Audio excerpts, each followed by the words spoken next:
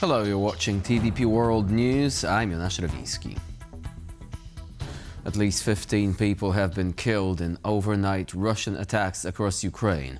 The attack on the port city of Odesa was the deadliest, with 8 people reported dead and 16 wounded.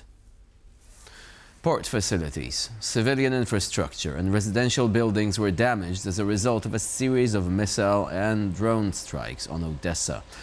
The Ukrainian capital was also targeted. At least 3 people have been killed and 54 have been wounded in the attack, which damaged 17 multi-story buildings, 10 houses and several businesses, including a gas station.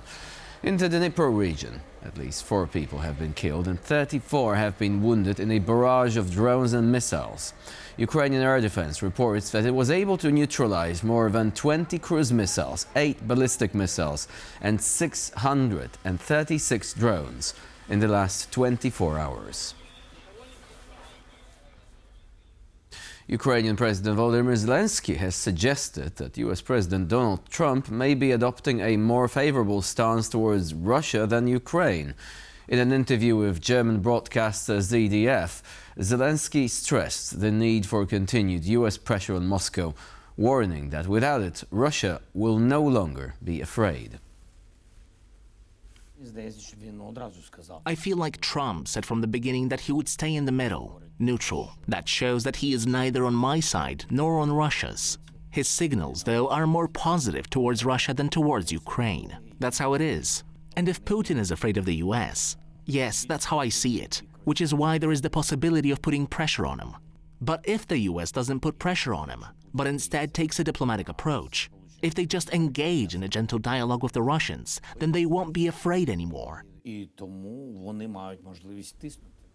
Italian Prime Minister Giorgia Meloni said on Wednesday that Rome is eager to pursue joint drone production with Ukraine. Speaking at a press conference alongside visiting Ukrainian President Volodymyr Zelenskyy, she noted that Ukraine has emerged as a leader in the sector. We also discussed at length how to strengthen our cooperation on defense matters. Italy, in particular, is very keen to develop joint production, especially in the field of drones, a sector we know Ukraine has become a leading nation in over recent years. We believe that supporting Ukraine is not only a moral duty but also a strategic necessity, because at stake are not only the dignity, freedom and independence of Kiev, but also the security of Europe, in the broadest sense of the term. With quickly evolving war tactics, Europe must realize modern warfare means there is no safe area, according to the former director of the Polish National Security Bureau, Jacek Siewiera. While speaking to TVP World, he said frontline-focused fighting is a thing of the past. With the war in Ukraine, the scale of the air attacks, the scale of the sabotage, the scale of the attacks on the infrastructure or civilian cities proves that casualties and the cost no longer belongs to the front line. It has a heavy consequences for Europe, because for decades we were told by radicals that perception of a threat is different in Madrid than in Warsaw, and that's the reason why we shouldn't go on a path, step on the path of federalization of European Union.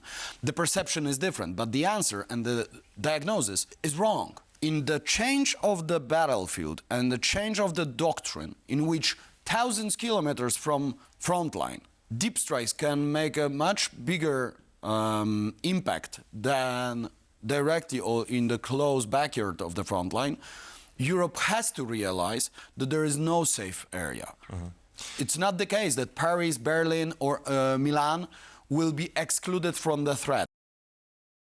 Following Viktor Orban's electoral defeat, details are emerging on how a small group of independent reporters defied the government's clampdown on independent media and exposed stories that the authorities tried to sweep under the rug. Kamil Różański has more on how the work of those journalists helped reveal a number of scandals, including the ties between the Orban government and Moscow. As Viktor Orban and his government eroded freedom of the press and remade the national news service into a propaganda tool, many cases of corruption may have gone unnoticed. And the journalists have become propagandists. Those who did not follow the rules in the state media had to leave their jobs. Cases of corruption permeated at various levels, from embezzlement of funds for lavish mansions for Orban's family to cases involving Hungarian and Russian foreign ministers in which sensitive information from the EU regarding Ukraine was passed to the Kremlin, and the scandal of pedophilia within government agencies that dealt with children, which was the last straw for Peter Magyar, leading him to leave Fidesz and start his own party to rival Orban's. Many of these stories would not have been brought to life if not for the work of independent journalists employed in independent news outlets like Direct36, 24.hu, and V-Square. Still independent media, who have been working tirelessly and despite all these odds, hostile environment, propaganda, relentless propaganda, smear campaigns, attack, to uncover the regime's corruption. Consequently, according to a report by the Human Rights Watch organization, independent journalists often would be targeted by being denied access into government press conferences or having difficulties accessing public information, with government agencies never responding, and many face a hostile environment from the government. Our Central Europe lead investigator, Szabolcs Pani, was specifically a target of the Orban regime. He was attacked, targeted by the government, who labeled him foreign agent. Despite the hardship faced, journalists prevailed in their duty to report the truth and allowed many voters to make an informed decision at the ballot box. So finally, Orban was not able to dominate the media field because more and more people simply followed the social media and the independent media outlets on the internet. Now the power of fixing the media landscape rests in the hands of the new government to be drawn up by Peter Magyar, who said he will work to reform the state broadcaster and bring back freedom of the press in Hungary. Reporting for TVP World, I'm Kamil Różański. Katalin Czech, Hungarian MP from the Momentum movement, has welcomed a more moderate tone from the incoming Prime Minister Peter Magyar after years of division under Viktor Orban. However, she cautioned that major challenges remain, including restoring the rule of law, rebuilding public services, securing EU funds through anti-corruption reforms, and healing a deeply divided society. First of all, let me just say how extremely delightful it is to see a prime minister finally who speaks in a conciliatory tone and who is set to focus on the most important issues facing the country instead of chasing imaginary enemies. It is really a breath of fresh air for those of us who have witnessed the destruction of the rule of law in Hungary under Orban. But indeed, he will be in a difficult position as the public services have been destroyed by the bad governance of the Fidesz party over the last 16 years. He urgently needs to assure the anti-corruption reforms that are needed to bring back to Hungary the EU funds that were frozen due to the previous government's corruption. And of course, there are a lot of institutional reforms to be made. The freedom of the public broadcaster needs to be reestablished. And I think what is also very important is to finally find peace within society, because we have been a country divided for far too long. Poland was rocked by a scandalous stunt by a far-right MP who displayed a modified flag of Israel bearing a Nazi symbol in parliament. Widespread condemnation from Polish and Israeli officials, as well as the US ambassador, followed, and the politician's actions may now result in criminal liability. Natalia Komarov has more. Israel is committing genocide before our eyes with exceptional cruelty. Israel is the new Third Reich, and its flag should look exactly like this. On the day Israel marked Holocaust Remembrance Day, Polish far-right MP Konrad Berkowicz unfurled an Israeli flag with a swastika replacing the Star of David during a debate in the Polish parliament. The incident has been widely condemned. The Israeli embassy in Warsaw called it anti-Semitic, while the Polish Ministry of Foreign Affairs stated that Poles have a particular responsibility to preserve the historical memory of the Holocaust. Criticism of Israel's regional policy by the MP does not justify such a gesture, which is deeply offensive not only to Jews and Israelis, but also to all those for whom the Holocaust and other Nazi crimes constitute an important element of memory and identity.